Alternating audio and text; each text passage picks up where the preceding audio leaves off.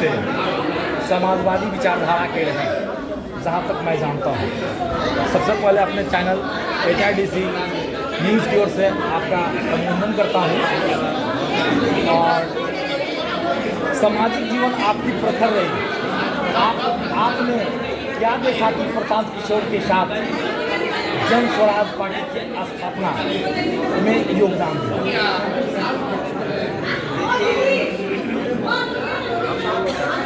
1947 के बाद बढ़िया से आज़ाद भारत आवाज़ आना चाहिए। नागरिक होने का गौरव तो महसूस करते हैं, लेकिन आज़ाद भारत के नागरिकों के लिए जो जीवन के आयाम हैं और उसके साथ जो जीवन की बहुत सारी विधाएँ जुड़ी हुई हैं, उन विधाओं से खासकर विकास से हम वंचित रहे हैं। और मैं मान लेता हूँ कि इस राज्य में और इस देश में काम करने वाली जितनी राजनीतिक शक्तियाँ हैं, जितनी संस्थाएं हैं, सब ने बहुत अच्छा काम किया। बावजूद इसमें कोई शक नहीं है कि दुनिया के नक्शे पर जैसे भारत गरीब देशों की सूची में दर्ज है, भारत के नक्शे पर बिहार सबसे गरीब राज्यों की सूची में दर्ज है। तो जब सबने अच्छा काम किया, हम अपनी हालत बदल नहीं पाए, तो तय है कि हमें नए रास्ते खोजने की जरूरत महसूस की। जन स्वराज और प्रशांत किशोर का नेतृत्व उसी नए रास्ते का संकेत करता है और लगता है कि हम इस राह पर अगर चले तो जो जीवन के उद्देश्य होते हैं, एक समग्र विकास का जो आकांक्षा होती है वो प्राप्त होगी और जन स्वराज ही उसका माध्यम बन सकता है। कुछ लोग प्रशांत किशोर को संघर्षशील नेतृत्व के नहीं मानते हैं।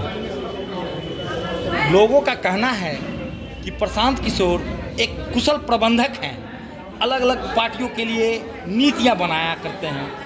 इस बार भी वो बिहार की जनता से नीति बना करके जन स्वराज को स्टेबल करना चाहते हैं। इस संदर्भ में आपका क्या कहना है? प्रशांत किशोर के सारे अभियान में दो ही तस्वीर हम देखते हैं अब तक। एक महात्मा गांधी की तस्वीर है और दूसरी तस्वीर चरखी की है। मेरा ख्याल ये है कि महात्मा गांधी ने जो सबसे बड़ी और बुनियादी बात कही वो ये कि भारत के विकास का, भारत में महात्मा गांधी के सपनों का समाज बनाने के लिए, महात्मा गांधी के सपनों का समाज बनाने के लिए जो भी काम किए जाएं, उसकी दो कसौटियां मानी महात्मा गांधी ने। एक यह जो भी काम हो उसकी शुरुआत गांव से होनी चाहिए और जो काम शुरू किया जा रहा है उसमें जो last man of the society है उसका प्रमुख स्थान होना चाहिए।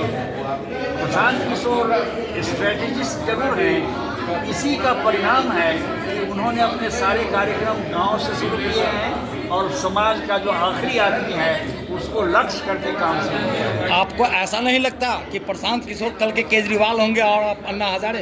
दोनों दो विधाएं हैं। केजरीवाल आज की राजनीति के अच्छे नेता हो सकते हैं, प्रशांत किशोर नई राजनीति का गठन करने के हिमायती हैं। सत्ता पाने के बाद अन्ना हजारे की तरह आपको दरकिनार न किया जाएगा प्रशांत किशोर से, इस बात की क्या गारंटी है? जनता की जागृति जब दब जाती है तो ही कोई उस पर हावी हो जाता है। बिहार आंदोलन इतना बड़ा आंदोलन था यथास्थितिवाद के खिलाफ, उसमें जो लोग शासन में आए जनता चुप हो गई। मेरा प्रश्न गड़बड़ी हुई है। मेरा प्रश्न अभिभावक महोदय आपसे सिंपल सा है, कल के डेट में क्या प्रशांत किशोर अन्ना हजारे और कुमार विश्वास की तरह आपको दरकिनार नहीं कर देंगे? सवाल ये है कि हमारी ऊर्जा अगर कायम रहेगी तो हमको कोई दरकिनार कर ही नहीं सकता है।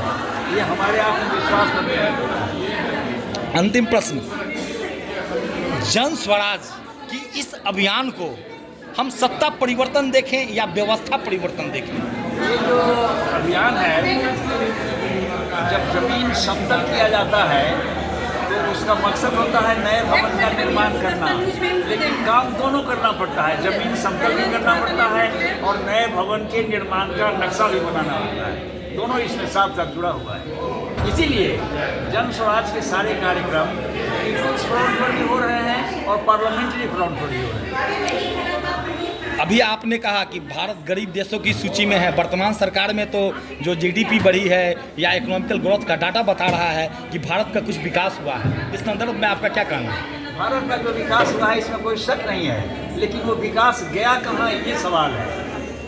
इस देश में जब कोरोना का संकट आया तो कुछ उद्योगपतियों ने सेकंड में जितनी कमाई की हमारे देश का सामान्य आदमी कई बार जन्म लेने के बाद भी उतनी कमाई नहीं कर सकता। ये मामला गड़बड़ है।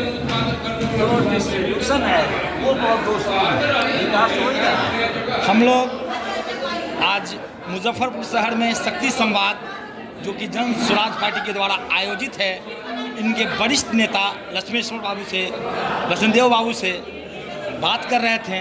अभी बंदरा प्रखंड की फातिमा जी इनको बुके दे करके सम्मानित कर रही हैं और ये मुजफ्फरपुर की धरती के लिए सौभाग्य की बात है कि हम जन स्वराज से ही केवल इनके व्यक्तित्व को नहीं आंक सकते।